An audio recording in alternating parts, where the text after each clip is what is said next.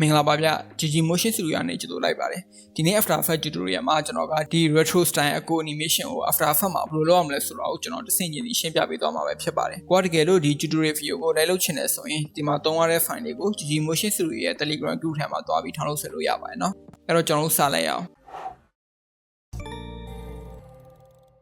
်အရင်ဆုံးကျွန်တော်ဒီမှာ test တစ်ခုရေးမယ်ရေးဖို့အတွက် type 2ကိုရွေးမယ်ရွေးသွားပြီဆိုရင်ဒီမှာ echo effect ဆိုပြီးကျွန်တော်စာရေးပါမယ်ကျွန်တော် test ရပြီဆိုရင်ဒီ test ကို selection 2နဲ့ select လုပ်မယ်ပြီးပြီဆိုရင်ဒီကောင်ကို right click နဲ့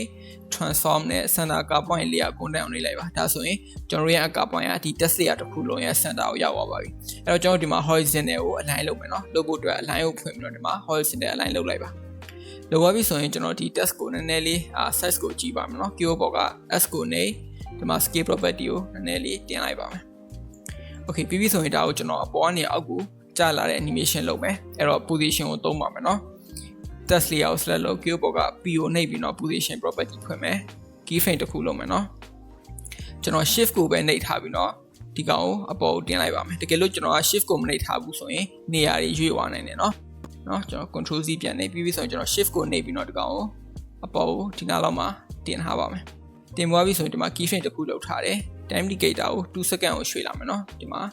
200 okay ဒီမှာ2 second ရောက်ပြီအဲ့တော့ကျွန်တော်ဒီမှာ keyframe တစ်ခုလုပ်လိုက်မယ် shift ကိုပဲနှိပ်ထားပြီးတော့ဒီ test layer ကိုကျွန်တော်ဒီအောက်ကိုရွှေ့လိုက်ပါမယ်ပြန် play ကြည့်မယ်ဆိုရင်ကျွန်တော်ထမ်းမျိုး effect လေးရမှာပါเนาะအဲ့တော့ဒီ keyframe တစ်ခုလုံးကိုကျွန်တော် right click နဲ့ keyframe assistant နဲ့ easy လုပ်ပါမယ်လုပ်ပါပြီဆိုရင် graph editor မှာ graph ကိုထမ်းမျိုးလေး edit လုပ်ပါမယ်ပြီးဆိုရင်ကျွန်တော်ပြန်သွားမယ်သွားပါပြီဆိုရင် animation ကိုကြည့်အောင် okay ဒါမျိုး animation ရရเนาะအဲ့တော့ဒီဟာကိုကျွန်တော်တို့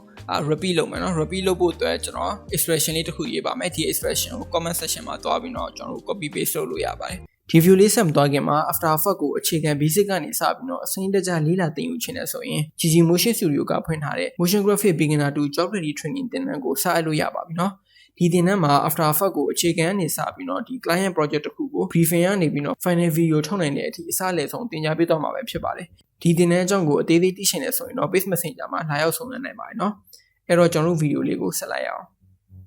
အဲ့ဒီ expression ကူးဖို့အတွက် alt key နဲ့ထားပြီးတော့ဒီ time watch icon မှာတစ်ချက်ထောက်မယ်ထောက်သွားပြီဆိုရင်ကျွန်တော် loop out expression ရေးပါမယ်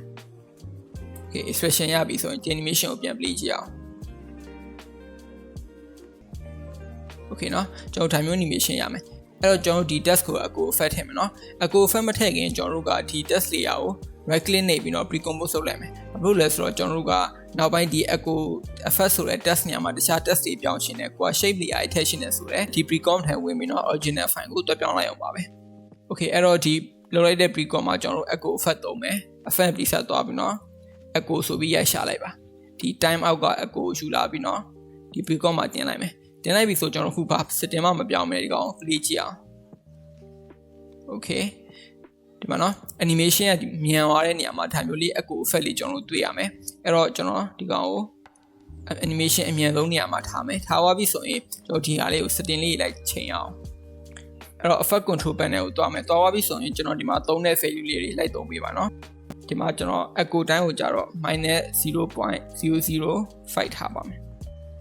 ကျွန်တော် zoom in လုပ်လိုက်မယ်เนาะ zoom in လုပ်သွားပြီဆိုရင် number of echo မှာကျွန်တော်50ထားပါမယ်ပြီးပြီဆိုရင်ကျွန်တော်ဒီမှာ decay ကိုကြာတော့ကျွန်တော် short ချလိုက်မယ်ကြည့်အောင်ကျွန်တော်87ထားတာပါเนาะ decay ကိုကြာတော့ okay ဒါမျိုး effect လေးရမယ်ပြီးသွားပြီဆိုကျွန်တော်ဒီကောင်အရောင်လေးထည့်အောင်အရောင်ထည့်ဖို့အတွက်ကျွန်တော် effect preset မှာသွားပြီးတော့ colorama ဆိုတဲ့ effect ကိုရှာပါမယ် okay ဒီမှာ color correction အောက်က colorama effect ကိုယူလာပြီးတော့အခုန echo effect ရဲ့အောက်မှာချလိုက်ပါချသွားပြီဆိုရင်ကျွန်တော်ဒီ effect control panel မှာပဲကျွန်တော်တို့တချို့ setting လေးလိုက်ပြင်ရအောင်เนาะအဲ့တော့အရင်ဆုံးဒီမှာ import face ကိုဖွင့်ချသွားပြီဆိုရင် face from ကိုကျွန်တော်တို့ intensity ကို alpha လို့ပြောင်းပါမယ်ဒီတစ်ခုပဲပြောင်းမယ်ပြောင်းသွားပြီဆိုရင်ကျွန်တော်တို့ဘာလုပ်မလဲဆိုတော့ဒီ output cycle ကိုလာလိုက်ပါဒီမှာဆိုရင်ကျွန်တော်တို့ဒီမှာမြင်နေရတဲ့အရာတွေမြင်ရမှာပါเนาะအဲ့တော့ဘာလုပ်မလဲဆိုတော့ကျွန်တော်ကဒီမှာ use face palette မှာ none နေပြီးတော့ကျွန်တော်RAM red ကိုပြောင်းလိုက်မယ်เนาะပြောင်းသွားပြီဆိုရင်ကျွန်တော်ဘာလုပ်လို့ရလဲဆိုတော့ဒီမှာထပ်ပြီးတော့ကိုလိုချင်တဲ့အရာတွေထည့်လို့ရတယ်ကျွန်တော်ဒီအပေါ်ဆုံးအနီရောင်ကိုတစ်ပတ်ကလေးထောက်ပြီးတော့တခြားအရာလေးပြောင်းပါမယ် okay ပြီးပြီဆိုရင်ကျွန်တော်ဒီနားကိုလာမယ်ကလေးတစ်ချက်ထောက်မယ်ထောက်သွားပြီဆိုရင်ကျွန်တော်လိုချင်တဲ့အရာလေးထည့်ပါမယ်ဒီနားမှာကျွန်တော်အနီရောင်ရှယ်ရဲလေးထည့်မယ် okay အဲ့တော့ကျွန်တော်ဒါမျိုးလေးရမယ်အဲ့တော့ဒီမှာတစ်ခုပါဆက်လို့အောင်မလဲဆိုတော့ကျွန်တော်တို့ဒီဟာကိုopacity ကိုပြောင်းလို့ရပါတယ်เนาะပထမဆုံးဒီအရာကိုကျွန်တော်ကအမဲအောင်ကို opacity ကိုလုံးဝဒီဘက်ကိုပြောင်းလိုက်ပါမယ်เนาะလုံးဝ transparent ဖြစ်အောင်ပြောင်းလိုက်မယ်ပြီးဆိုရင်ဒီဟာတွေအားလုံးကိုလည်းကိုလိုချင်တဲ့ပုံစံမျိုး transparent တွေလိုက်ချိန်ပြီးပြောင်းလို့ရပါတယ်เนาะကြည့်အောင်ကျွန်တော်ဒီအနီအောင်လေးကိုဒီဘက်နဲ့လေးရွှေ့ပါမယ် okay ရွှေ့သွားပြီဆိုရင်ကျွန်တော်ဘာလုပ်မလဲဆိုတော့ဒီ pre-compose ကိုပဲ control T နဲ့ duplicate လုပ်လိုက်မယ်လုပ်သွားပြီဆိုရင်အပေါ်က pre-compose ကဒီ echo effect နဲ့ colorama effect တစ်ခုလုံးကို delete လုပ်လိုက်မယ်လုပ်လိုက်မယ်ဆိုကျွန်တော်ငကိုအတိုင်းဒီ echo effect ဆိုတဲ့အဖြူအောင် test လေးတွေ့ရမှာပါအဲ့တော့ဒီ test ကိုကျွန်တော်တို့အရောင်လေးပြောင်းအောင်เนาะဒီအပေါ်မှာတရောင်ပြီးပြီဆိုရင်ဒီအောက်ရောက်လာတယ်ဆိုရင်နောက်တရောင်ပြောင်းသွားတာပေါ့เนาะအဲ့လိုမျိုးလုပ်မယ်အဲ့တော့ဒီ pre-compose ထဲကိုဝင်သွားပြီဆိုရင်အခုကျွန်တော်တို့test အရောင်ကအဖြူပေါ်မှာအဖြူထက်နေအောင်မမြင်ရဘူးအဲ့တော့အရင်ဆုံးဒီ fill color ကိုကျွန်တော်တို့တခြားအရောင်တစ်ခုပြောင်းလိုက်မယ်เนาะကိုကြိုက်တဲ့အရောင်ပြောင်းလို့ရတယ်ဘာလို့လဲဆိုတော့နောက်ပိုင်းကျရင်ကျွန်တော်တို့ဒီအောက် gradient အရောင်ထပ်မှာမလို့ပါအဲ့တော့ effect preset ကိုသွားပြီဆိုရင် gradient ကိုရှာပါเนาะဒီမှာ generate အောက်က gradient run effect ကိုကျွန်တော်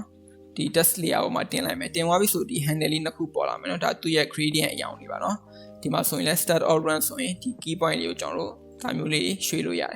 အဲ့တော့ကျွန်တော်မရွှေ့ခင်ဒီမှာကျွန်တော်ဒီအောက်မှာတိုက်တဲ့ save ကိုဖွင့်လိုက်မယ် save ကိုဖွင့်သွားပြီဆိုအဲ့ဒါဆိုကျွန်တော်တို့အကွာအဝေးကိုတေချာလေးချိန်လို့ရမယ်เนาะအဲ့တော့ဒီဟာလေးကိုကျွန်တော် okay ဒီနားလောက်မှာထားမယ်ဒီ point ကိုကျွန်တော်ဒီနားလောက်မှာထားမယ်เนาะအကွာအဝေးညှိအောင်ကျွန်တော်ခံမှန်းမိထားလို့ရတယ်ပြီးပြီဆိုရင်ကျွန်တော်ဒီအရောင်တွေကိုကိုလိုရှင်တဲ့အရောင်ပြောင်းလို့ရပါတယ်เนาะကျွန်တော်အနီအောင်တစ်ဖက်မှာပြောင်းမယ်နောက်တစ်ဖက်မှာကျတော့ကျွန်တော်လိမ္မော်ရောင်မှာเนาะကျွန်တော်ဆူဆူလေးပြောင်းပါမယ်ကောင်းအနီအောင်မဟုတ်ပဲတခြားအရောင်ပြောင်းကြည့်အောင်ကျွန်တော်အကွာ blue ရောင်လေးပြောင်းမယ်เนาะ okay ပြီးပြီဆိုရင်ကျွန်တော်ဒီမှာ com1 ကိုပြန်သွားပြီးတော့ကြည့်အောင်အဲ့တော့ဒါမျိုး effect လေးကျွန်တော်တို့တွေ့ရမှာပါเนาะပြန် play ကြည့်မယ်ဆိုရင်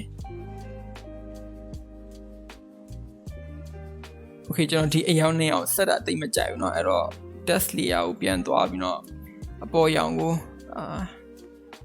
ဒီရောင်လေးပြောင်းအောင်ပြန်ကြည့်အောင်ပြီးဆိုရင်ကျွန်တော်တို့ဒီ layer နှစ်ခုလုံးပေါ်မှာ mesh web effect သုံးပါမယ်เนาะအဲ့တော့ဒီ pre-compose နှစ်ခုလုံးကို shift နဲ့ select လုပ် right click နေပြီးတော့ pre-compose ထည့်လိုက်ပါလုပ်သွားပြီဆိုရင်ဒီ pre-composition ပေါ်မှာကျွန်တော်တို့ mesh web ကိုထည့်လိုက်မယ်เนาะ mesh လို့ရှာလိုက်ပါเนาะဒီမှာ distort ရဲ့အောက်ကဒီဟာကို select ယူလာပြီးတော့ကျွန်တော်တို့ pre-compose ပေါ်တင်လိုက်မယ်ဆိုရင်ဒါမျိုး grid လေးတွေ့ရမယ်အဲ့တော့ဒီ grid ကကြတော့ကျွန်တော်တို့ဒီ point လေးเนาะစုံတဲ့ point လေးကို click ထောက်ပြီးတော့ကျွန်တော်တို့ lotion လိုမျိုးကျွန်တော်တို့ဒီဟာကို distort လုပ်လို့ရပါတယ် okay ကို lotion တဲ့ပုံစံထည့်လို့ရတယ်ကိုကတကယ်လို့ဒီ distort effect မကြိုက်ဘူးဆိုလဲကျွန်တော်တို့ဒီ effect ကိုမထည့်လို့ရပါတယ်เนาะ okay အဲ့တော့ကျွန်တော်တို့ပြန် play ကြည့်မယ်ဆိုရင်ဒါမျိုး effect လေးရမှာပါ okay အဲ့တော့ကျွန်တော်ကဒီမှာအရောင်ပြောင်းသွားတဲ့နေရာမှာသူကဒီအရောင်တစ်ခုတည်းဆိုတော့အပေါ်က echo ဆိုတဲ့စာကိုတိတ်ပြီးတော့ထင်ရှားမမြင်ရအောင်เนาะမမြင်အောင်ဆိုတော့ကျွန်တော်ဒီ pre-compose ထဲဝင်မယ်ဝင်သွားပြီဆိုရင်ဒီ echo effect ရဲ့အရောင်မှာကျွန်တော် output cycle ကိုဒီအရောင်လေးကိုကျွန်တော်တခြားအရောင်ပြောင်းကြည့်အောင်အဲ့ဒါဆိုရင်ကျွန်တော်တို့ပထမဆုံးအပေါ်ကဒီ echo effect ဆိုတဲ့စာရဲ့အရောင်နဲ့နောက်မှာကျွန်တော်တို့အပြာရောင်ခံသွားပြီဆိုတော့เนาะတိတ်ပြီးတော့မလျောနေတော့ဘူးအဲ့တော့ကျွန်တော်ပြန် play ကြည့်မယ်ဆိုရင်ဒါမျိုး effect လေးရမှာပါเนาะအဲ့တော့ဒီပေါ်မှာထပ်ပြီးတော့ကြည့်ကောင်းလုပ်သေးချင်တယ်ဆိုရင်ကျွန်တော်အပေါ်ကနေပြီးတော့ green effect တွေထည့်လို့ရတယ်เนาะပြီးပြီဆိုရင်